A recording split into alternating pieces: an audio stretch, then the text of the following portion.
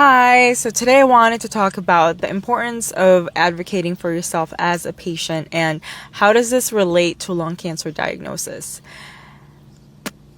From my own experience, and also recent studies show, also I think a lot of lung cancer patient survivors could say the same, so recent studies show that about 22.5% of cases, lung cancer cases, have been misdiagnosed. And from my own lived experience, my PCP, my primary care physician, actually, when I told him about my symptoms, he said that I should go home, boil some water, add some honey, and add some lemon to it. And he was completely dismissive of my symptoms, even when I came back and I could barely finish a sentence. He said that I was young and that I was going to be fine. Unfortunately, that story that I have continued on for another 3 months, even with other healthcare teams and other doctors. And the sad part is that I have many friends in the lung cancer world who will say that they experience the same.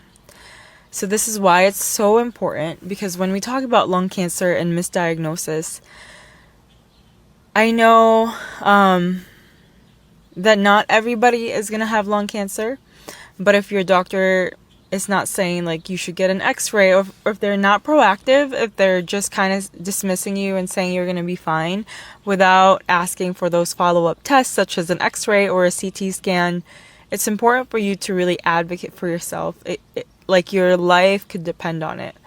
So this is how a lung cancer misdiagnosis and how self-advocacy as a patient, even though it's hard, I'm telling you, you deserve to be heard in the clinical setting. If you feel like you're getting dismissed, you could write that down on a piece of journal.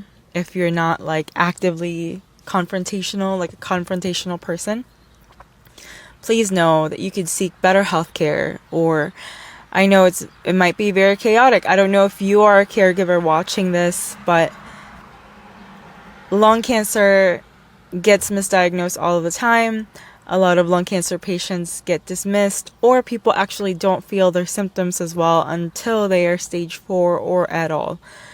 So this is why it's important to be proactive with your body, but also know, I hope that having this piece of information that lung cancer can get misdiagnosed. I still have a drawer full in my closet of the medications that were given to me that I don't even need. A doctor had also said that in the urgent care, he looked at my husband, kind of dismissed that I was in the room. He looked at the x-ray, looked me straight in the face and said, "I really don't think this is cancer. I hope it is not."